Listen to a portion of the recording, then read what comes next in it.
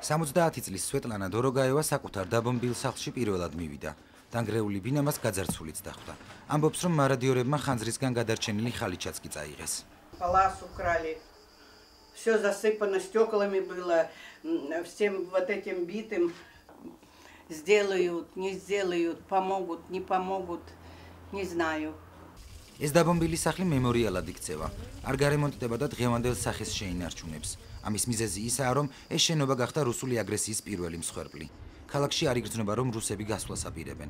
დღეს რუსულ ფორმაში ჩაცმული ჯარისკაცები გორის მუნიციპალიტეტისგან მათი შტაბისთვის ელექტროენერგიის მიწოდებასაც კი ითხოვდნენ. ხოვეს რომ დაგვეხმარეთ, გუშინაც ვიყავით საღამოსო და დღესაც მოვიდნენ და დახმარებას ითხოვენ. არა, ორი ჩეჩენია და ერთი რუსი. ქალაქის ცენტრში რუსი ჯარისკაცები თითქმის არ ჩანან, მაგრამ მათი გამშვები პუნქტები გორის ყველა შესასვლელს აკონტროლებენ. ჩვენ რამდენიმე ინციდენტსაც შევესწარით. ჯარისკაცებმა ჯერ ამერიკული ორგანიზაციის მიერ სოფლებში დასარიგებელი ჰუმანიტარული დახმარება დააკავეს. იქ მისული გუბერნატორი კი რუსმა ჯარისკაცებმა ნახევარი საათით დაატყვევეს. ამ фактის გადაღება აუგრძალეს ტელეკომპანია Русთავიორს. Такие штучки сейчас свои все. Ничего штучки не. Вон тот агрегатик. Агрегатик там себе стоит. Он пусть машину убирает. Все, мы вообще сейчас. Я сейчас, бля, ваши все камеры поразбиваю. Парушевны ჩვენ ჰუმანიტარული ტვირს და ხელმძღვანელი ვინც არის აქ მლადში ლეიტენანტი, მან მითხრა რომ ჩვენ ბრძანება მოგვივიდა თქვენი დაპატიმრების და ნახევარ საათის განმავლობაში ყავდი დაპატიმრებული. ველოდები 22-ის როდის გავლენ და შემდეგ ჩვენი სამართალდამცავი სტრუქტურები აღადგენენ აქ უკვე წესრიგს. ჰუმანიტარული ტვირთი რუსების პირველმა გამშრომმა პუნქტმა გაატარა, მეორემ კი არა. ეხლა უკანაც არუშობენ. ბოლო 3 დღის განმავლობაში ქართულ სოფლებში დღეს პირველად არ შეუშვეს უშიშროების საბჭოს მდივანი კახალომაია.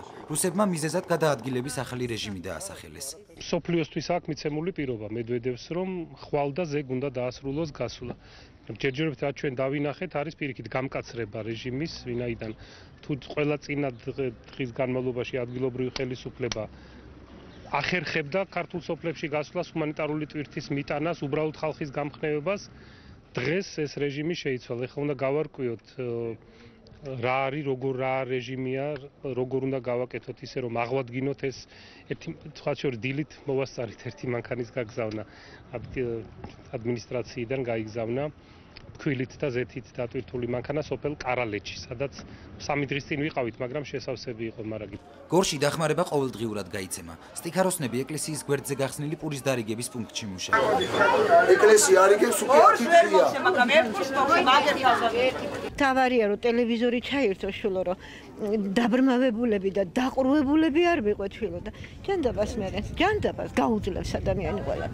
დღეში 500-მდე ადამიანი დახმარებას გორის ცენტრალურ გამგეობაშიც იღებს. მამაკაცები და ქალები ჰუმანიტარული პროდუქტის მისაღებად რიგში დგებიან. ყოველ დღე დავდივართ, ხან ვიღებთ, ხან ვერა. ხან იილევა, გამოილევა, აი ეგრე. სპორტული კომპლექსი, რომელშიც გამგეობაა განთავსებული, გორის პირველი დაბომბვის დროს დაზიანდა. ჭურვების აფეთქებას აქ 2 ადამიანი შეეწირა. სისხლის კვალი ადგილს დღემდე შემორჩა. აი ამ ეზოში. აი ამ მანქანას ხო უყურებთ? დიახ. ადგილობრივმა მოსახლეობამ მარადიორებასთან ბრძოლის საკუთარი ხერხიც გამოიგონა. გორიდან გაქცეული ადამიანების მიერ ქალაქში დატოვებულ ავტომობილებს გამგეობის თანამშრომლები საბურავებს ხსნიან და მალავენ. ეს იმიტომ, რომ რუსებმა ყველაფრის წაღება ვერ შეძლო.